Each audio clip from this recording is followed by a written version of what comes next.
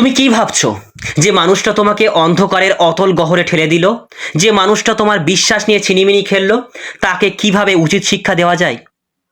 তুমি কি প্রতিশোধের আগুনে জ্বলছো, নাকি অপমানে নিজের ভেতরটা শেষ করে ফেলেছো?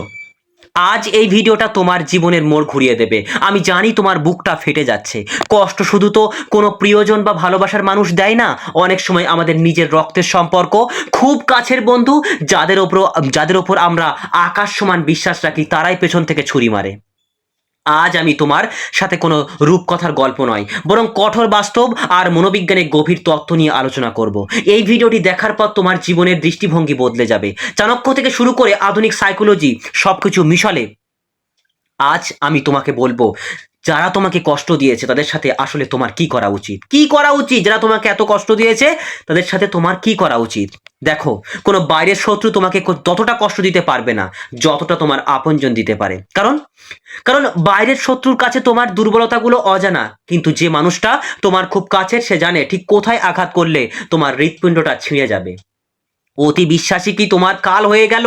মনোবিজ্ঞান বলে, আমরা যখন কাউকে অতিরিক্ত বিশ্বাস করি তখন আমাদের মস্তিষ্ক সেই ব্যক্তির ভুলগুলোকে উপেক্ষা করতে শুরু করে, আর একেই বলা হয় কনফার্মেশন বিশেষ। তুমি ভেবেছিলে সে তো আমার মা, বাবা, ভাই বা প্রিয় বন্ধু, সে কি কোনোদিন আমার ক্ষতি করতে পারে? চাণক্য একটা দারুণ কথা বলেছিলেন, কখনো নিজের গোপন কথা এমন কাউকে বলো না যে তোমার খুব কাছের, কারণ যখন সম্পর্কে টানাপোড়েন শুরু হবে সে ওই গোপন কথাগুলোকেই অস্ত্র হিসেবে তোমার বিরুদ্ধে ব্যবহার করবে। আজ তোমার সাথে যা হয়েছে তা হয়তো তোমার অতিরিক্ত সরলতায় ফল। তুমি যাকে যত বেশি ভালোবাসবে তার কাছ থেকে প্রত্যাশা তত বেশি থাকে। আর কষ্টটা আসলে সেই মানুষটা দেয় না, কষ্ট দেয় তোমার সেই অপূর্ণ প্রত্যাশা। তুমি মনে করেছিলে আমি ওর জন্য এত কিছু করছি, ও তো অন্তত আমার বিপদে পাশে থাকবে, কিন্তু বাস্তবটা দেখো, সে আজ তোমার সব থেকে কঠিন সময়ে তোমাকে একা ফেলে চলে গেছে। এটাই হলো জগতের নিয়ম। মনে রেখো, গাছ যখন বড় হয় তখন তার সবচেয়ে গাছের পাতাগুলোই আগে ঝরে যায়। গবেষণা বলছে, যারা আমাদের খুব আপন হয় তারা যখন বিশ্বাসঘাতকতা করে তখন আমাদের মস্তিষ্ক ঠিক সেই রকম ফিজিক্যাল পেইন অনুভব করে, যেমনটা হাত ভেঙে গেলে বা বড় কোনো ক্ষত হলে হয়। তাই তোমার কষ্টটা কাল্পনিক নয়, এটা বাস্তব। কিন্তু প্রশ্ন হলো, তুমি কি এই যন্ত্রণার মধ্যেই নিজেকে শেষ করে দেবে, নাকি এই ছাই থেকে ফিনিক্স পাখির মতো আবার জেগে উঠবে? মানুষের মনস্তত্ত্ব বড়ই বিচিত্র।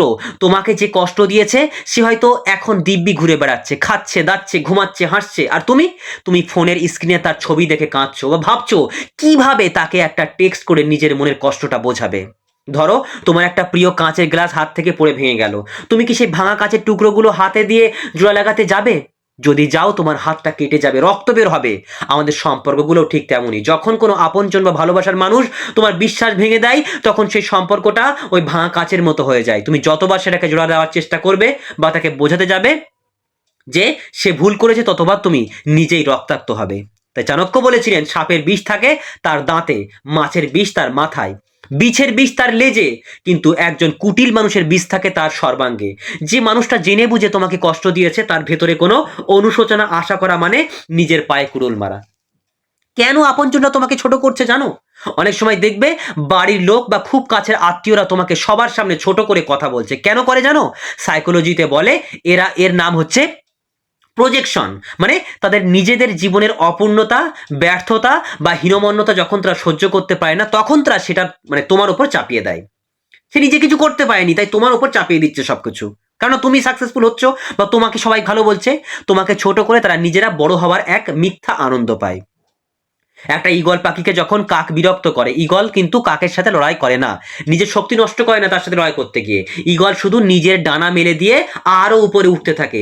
যত উপরে ওঠে বাতাসের চাপ তত কমে যায়, আর কাকটি শ্বাস নিতে না পেরে নিজে থেকেই নিচে পড়ে যায়। তোমার জীবনেও যারা তোমাকে কষ্ট দিচ্ছে তারা ওই কাকের মতো। তুমি যদি তাদের সাথে ঝগড়া করতে যাও তবে তুমি তাদের পর্যায়ে নেমে আসবে। তার চেয়ে বরং নিজের যোগ্যতা এতটা বাড়াও যাতে তারা তোমার নাগাল না পাই। এবার আসি আসল কথায়। তুমি নিশ্চয়ই ভাবছো, আমি কি তবে কিছুই করব না? সে আমাকে ঠকিয়ে চলে যাবে আর আমি হাত গুটিয়ে বসে থাকবো? না বন্ধু, না। চাণক্য নীতি এবং আধুনিক মনোবিজ্ঞান বলে, সবচেয়ে বড় প্রতিশোধ হলো নিজেকে অবিশ্বাস্যভাবে সফল করে তোলা। কি বললাম? নিজেকে অবিশ্বাস্যভাবে, কেউ বিশ্বাস করবে না এতটাই সফল করে তোলা। তাই নীরবতা হলো সবচেয়ে শক্তিশালী অস্ত্র। তুমি যখন কাউকে বোঝাতে যাও যে তুমি কতটা কষ্টে আছো, তখন তুমি আসলে তাকে জয়ী করে তুলছো। সে ভাবে, যাক, আমি ওকে কষ্ট দিতে পেরেছি, ব্যাস। কিন্তু তুমি যদি সম্পূর্ণ নীরব হয়ে যাও, সে ঘাবড়ে যাবে, সে ভাববে ওর কি কোনোই প্রভাব পড়লো না আমার চলে যাওয়ায়। এই যে অনিশ্চয়তা তাকে তিলে তিলে শেষ করবে। একেই বলা হচ্ছে সাইলেন্ট ট্রিটমেন্ট। এটা একটা মারাত্মক মানসিক অস্ত্র, এটা তুমি ব্যবহার করো। যদি সে তোমার ভালোবাসার মানুষ হয় এবং তোমাকে ছেড়ে চলে গিয়ে থাকে বা তোমাকে অবহেলা করে থাকে, তবে তাকে অনুরোধ করা বন্ধ করো। বরং এমনভাবে থাকো যেন তোমার জীবনে তার কোনো অস্তিত্ব ছিল না। সে যখন দেখবে তুমি তাকে ছাড়াও দিব্যি ভালো আছো, সুন্দর করে সাজছো, মানুষের সাথে মিশছো, তখন তার ইগোতে আঘাত লাগবে। সে তখন নিজের ভুল বুঝতে পারবে। কিন্তু মনে রাখো, তখন আর তাকে ফেরানোর কোনো জায়গা রেখো না। মানুষের মনস্তত্ত্ব হলো আমরা সেই জিনিসের পেছনে ছুটি যার দাম বেশি। তুমি যদি সস্তা হয়ে যাও, তবে যে কেউ তোমাকে পাপ দিয়ে মারিয়ে চলে যাবে। নিজেকে ব্র্যান্ড বানাও। তোমার সময়কে এতটা দামি করো যাতে তোমার 1 মিনিট দেখার জন্য বা তোমার সাথে কথা বলার জন্য তাকে অ্যাপয়েন্টমেন্ট নিতে হয়। তাই দার্শনিকদের বিখ্যাত কথা শুনবে। বিখ্যাত দার্শনিক অ্যারিস্টটল বলেছিলেন, আমরা যা বারবারই করি আমরা আসলে সেটাই। তাই শ্রেষ্ঠত্ব কোনো কাজ নয়, বরং একটি অভ্যাস। যারা তোমাকে কষ্ট দিয়েছে তাদের দিকে ফিরে তাকিয়ে সময় নষ্ট করো না, তোমার শ্রেষ্ঠত্ব প্রমাণ করো তোমার কাজের মাধ্যমে। আমি তোমাকে যে বিষয়গুলো বললাম, সেগুলো তোমার জীবনে কিন্তু তোমাকে প্রয়োগ করতে হবে, এবং তার জন্য তোমাকে কি কি করতে হবে সেটা কিন্তু আমি তোমাকে বুঝিয়ে বলবো। আমরা বুঝবো যে লড়াইটা কিভাবে লড়তে হবে। মনে রাখবে বন্ধু, দুনিয়াটা দয়া দিয়ে চলে না, চলে ক্ষমতা দিয়ে। আর সেই ক্ষমতা শুধু টাকার নয়, মনের ক্ষমতার কথাই বলছি এখানে। অনেকে তোমাকে বলবে ক্ষমা করে দাও, শান্তিতে থাকবে। কিন্তু আমি তোমাকে বলছি ক্ষমা করো, কিন্তু ভুলে যেও না। চাণক্য বলেছিলেন, দুর্বলদের ক্ষমা কোনো কাজে আসে না, শক্তিমান যখন ক্ষমা করে তখন সেটাই মহত্ব। আগে নিজেকে সেই শক্তিশালী জায়গায় নিয়ে যাও যাতে তোমার ক্ষমা করার ক্ষমতা থাকে। তার আগে যদি তুমি ক্ষমা করো, তবে ওই মানুষটা ভাববে তুমি ভয় পেয়ে গেছো। একটা ছোট পিঁপড়েকে যখন কেউ মারিয়ে দেয়, পিঁপড়েটা কামড়ানোর চেষ্টা করে কিন্তু পারে না। কিন্তু একটা সিংহকে যখন কেউ খোঁচায় আর কি, সিংহ পাল্টা গর্জন দেয়। তোমাকে ওই সিংহের তেজ নিজের ভেতরে আনতে হবে। যে আপনজন তোমাকে ছোট করছে তাকে আপাতত এড়িয়ে চলো। রাগ নয়, ঘৃণা নয়, তাকে উপহার দাও। কি উপহার দেবে? ইগনোর বা উপেক্ষা। কারণ ভালোবাসার বিপরীত শব্দ ঘৃণা নয়, ভালোবাসার বিপরীত শব্দ হলো উপেক্ষা বা ইনডিফারেন্স। মানুষের মনস্তত্ত্বের একটা অদ্ভুত নিয়ম আছে, আমরা যা সহজে পাই না তার পেছনেই আমরা বেশি ছুটি। তুমি যখন কাউকে বারবার ফোন করো, মেসেজ করো, ফোন করো, কেন আমাকে কষ্ট দিলে বলে জবাবদিহি চাও, তখন তুমি নিজের দাম কমিয়ে ফেলছো। কি করবে? হুট করে উধাও হয়ে যাও, হুট করে হারিয়ে যাও। না, জীবন থেকে নয়, বরং তার জীবন থেকে। সোশ্যাল মিডিয়ায় নিজের কান্নার ছবি বা কষ্টের স্ট্যাটাস দেওয়া বন্ধ করো। বরং এমন কিছু পোস্ট করো যা দেখে মনে হয় তুমি নিজের জীবন নিয়ে ভীষণ ব্যস্ত এবং সুখী। তারা যখন দেখবে যে তোমাকে আঘাত করেও তোমার কোনো ক্ষতি করা যায়নি, তখন তাদের নিজের মনে হবে, তবে কি আমার কোনো গুরুত্ব ওর কাছে এতটাই কম ছিল? এই যে চিন্তাটা তাদের অহংকারকে গুঁড়িয়ে দেবে। সবচেয়ে বেশি রক্তক্ষরণ হয় যখন নিজের বাবা মা, ভাই বোন বা খুব কাছের আত্মীয়রা মানসিকভাবে যন্ত্রণা দেয়। এক্ষেত্রে তুমি কি করবে? তাদের তো তার ত্যাগ করা যায় না।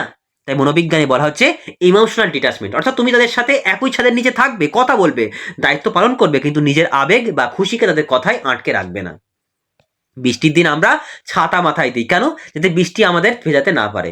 আমরা কি আকাশকে বলতে পারি যে বৃষ্টি বন্ধ করতে? পারি না। তেমনি বাড়ির লোকের কটু কথা বা আঘাত হলো ওই বৃষ্টির মতো। তুমি যদি ইমোশনাল ছাতা ব্যবহার করো, অর্থাৎ তাদের কথাগুলোকে গুরুত্ব দেওয়া বন্ধ করো, তবে দেখবে তারা বলছে ঠিকই, কিন্তু তোমার মনের ভেতরে আর ক্ষত তৈরি হচ্ছে না। কি বললাম, বিষয়টা বোঝা গেছে?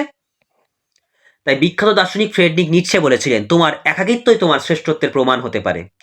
যখন আপনজনরা তোমাকে দূরে ঠেলে দেয়, তখন ঈশ্বর আসলে তোমাকে সময় দেন নিজেকে চেনার জন্য। এই সময়টা কান্নাকাটি করে নষ্ট করার জন্য নয়, বরং নিজের স্কিল বাড়ানোর জন্য ব্যবহার করো। ধরো, মাটির নিচে বীজ যখন একলা থাকে, কিন্তু তখনই কিন্তু সে অঙ্কুরিত হওয়ার শক্তি পায়। তুমি এখন মাটির নিচে আছো বন্ধু, অন্ধকার দেখে ভয় পেও না। তুমি শেষ হয়ে যাওনি, তোমাকে রোপণ করা হয়েছে। কিছুদিনের মধ্যেই তুমি এক বিশাল মহিরীয় হয়ে আত্মপ্রকাশ করবে। তাই সবচেয়ে দামি দামি কথাটাই শোনো বন্ধু, যারা তোমাকে বলেছিল তোমাকে দিয়ে কিচ্ছু হবে না, যারা তোমার চোখের জল দেখে হেসেছিল, তাদের সামনে গিয়ে ঝগড়া করাটা বোকামি।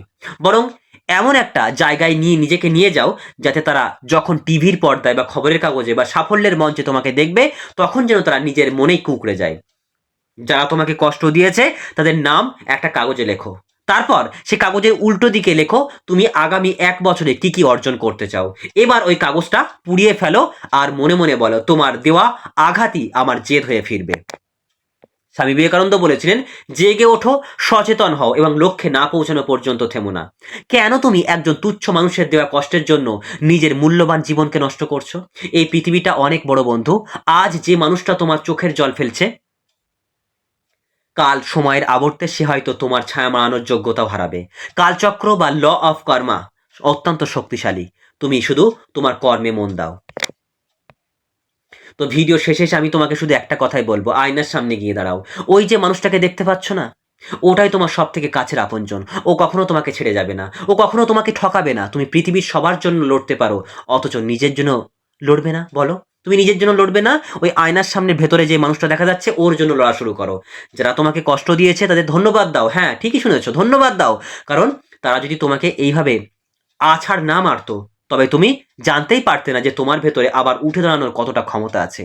তারা তোমাকে চিনিয়েছে কে আসল আর কে নকল। তারা তোমাকে মানুষ চিনতে শিখিয়েছে। আজকের পর থেকে আর কোনো চোখের জল নাই। আজ থেকে শুরু হবে এক নতুন যুদ্ধ। আর এই যুদ্ধে নিজেকে প্রমাণ করার, এই যুদ্ধ অন্ধকারের জয় করার। যারা তোমার হাসি কেড়ে নিয়েছে তাদের বুঝিয়ে দাও তোমার হাসি কোনো মানুষের উপর নির্ভর করে না। তোমার হাসি নির্ভর করে তোমার ব্যক্তিত্বের ওপর। এখন তুমি বলো, তুমি কি এখন ওই পুরনো কষ্টের ঘরে বন্দী হয়ে থাকবে, নাকি ডানা মেলে আকাশের দিকে উড়বে? কমেন্টে আমাকে জানিও। কমেন্টে আমাকে জানিও তুমি কি করতে চাও। তো ভিডিওর একবার শেষ প্রান্তে দাঁড়িয়ে আজ তোমাকে একটাই পরম সত্য কথা বলে যাই, এই পৃথিবীতে আমরা সবাই একা এসেছি আর একাই যাব। মাঝখানের এই সময়টাতে কিছু মানুষ আমাদের জীবনে আসবে তোমাকে নিঃস্বার্থ হয়ে ভালোবাসতে, আর কিছু মানুষ আসবে তোমাকে জীবন থেকে বড় শিক্ষাটা দিতে। জানো তো, যে হীরা যত বেশি খসা খায় তার উজ্জ্বলতা তত বাড়ে। যে লোহা যত বেশি আগুনে পড়ে সে তত শক্ত ইস্পাত হয়ে বের হয়। আজ তোমার মনটা ভেঙেছে বলেই তুমি আজ এতটা পরিণত। যারা তোমাকে ভেঙেছে তারা আসলে অজান্তেই তোমার ভেতরের সুপ্ত সিংহটাকে জাগিয়ে দিয়েছে। আজ হয়তো তোমার দিনটা খারাপ যাচ্ছে, আজ হয়তো তোমার চারপাশটা অন্ধকারে ঢাকা, কিন্তু মনে রেখো, ঘড়ির কাঁটা যেমন ঘুরে ফিরে আবার 12টার ঘরে আসে, সময়ও তেমন বদলায়। আজ যারা তোমাকে অবজ্ঞা করছে, হাসছে, কাল তারা তোমার সাথে একটা ছবি তোলার জন্য লাইনে দাঁড়াবে। চাণক্য বলেছিলেন, যখন সময় থমকে দাঁড়ায় তখন ধৈর্য ধরো, আর সময় যখন তোমার পক্ষে আসবে তখন বিনয়ী হও। নিজেকে মূল্যায়ন করো। একটা 100 টাকার নোটকে তুমি যদি দুমড়ে মুচড়ে দাও, কাদা মাখিয়ে দাও, বা পায়ের নিচে পিষে দাও, তাতেও কি ওই নোটটার দাম কমে যাবে? না, ওটা তখনও 100 টাকাই থাকবে। ঠিক তেমনই কোনো মানুষ তোমাকে অপমান করলে, তোমার বিশ্বাস ভাঙলে, বা তোমাকে ছেড়ে গেলে তোমার দাম কমে যাবে না। তোমার মূল্য তোমার চরিত্রের ভেতরে, তোমার সততার ভেতরে। সেটা কেউ কেড়ে নিতে পারবে না। তাই পরিশেষে শুধু একটু কথাই বলবো বন্ধু, যে তোমাকে কষ্ট দিয়েছে তাকে শাস্তি দেওয়ার দায়িত্ব তুমি নিজের হাতে নিও না। প্রকৃতির উপর ছেড়ে দাও। ইউনিভার্স বা প্রকৃতি বিচার বড় নিখুঁত। তুমি শুধু নিজেকে মুক্ত করো। ঘৃণাকে মনের মধ্যে পুষে রাখা মানে হলো অন্যকে মারার জন্য বিষ নিজে পান করা। তুমি বিষ পান করো না বন্ধু, তুমি অমৃতের সন্তান। তুমি হাসো, তুমি বাঁচো, আর তুমি এমনভাবে নিজেকে তৈরি করো যেন তোমাকে যে হারিয়েছে সে যেন একদিন আয়নার সামনে দাঁড়িয়ে নিজের কপাল চাপড়ায় আর ভাবে, ইস, আমি কি রত্ন হারিয়েছি। মনে রেখো, তোমার গল্পের লেখক তুমি নিজে। আর এই গল্পের শেষটা যেন খুব রাজকীয় হয়। কারো দেওয়া আঘাত তোমার জীবনের পূর্ণচ্ছেদ হতে পারে না। ওটা ছিল কেবল একটা কমা। এবার নতুন পাতা উল্টাও, নতুন করে লিখতে শুরু করো তোমার সাফল্যের মহাকাব্য। তুমি পারবে বন্ধু, আমি জানি তুমি পারবে, কারণ তোমার ভেতরে সে অদম্য শক্তি আছে যা পাহাড় টলাতে পারে। ভালো থেকো বন্ধু, শান্তিতে থেকো, আর নিজের জায়গা নিজেই গাও। নিজের জয়গান নিজেই গাও। নিজেকে ভালো রাখো। ভিডিওটি দেখার জন্য অসংখ্য ধন্যবাদ। যদি মনে হয় এই কথাগুলো আজ তোমার খুব দরকার ছিল, তুমি ভিডিওটি একটা লাইক দিও। তোমার একটি জয়ধ্বনি অন্য কারো জীবনের বাঁচার রসদ হতে পারে। তো আজ তবে আসি, দেখা হবে অন্য কোনো একদিন অন্য কোনো বিজয়ের গল্পে। জয় হিন্দ। নিজেকে ভালো রেখো বন্ধু, নিজেকে ভালোবেসো।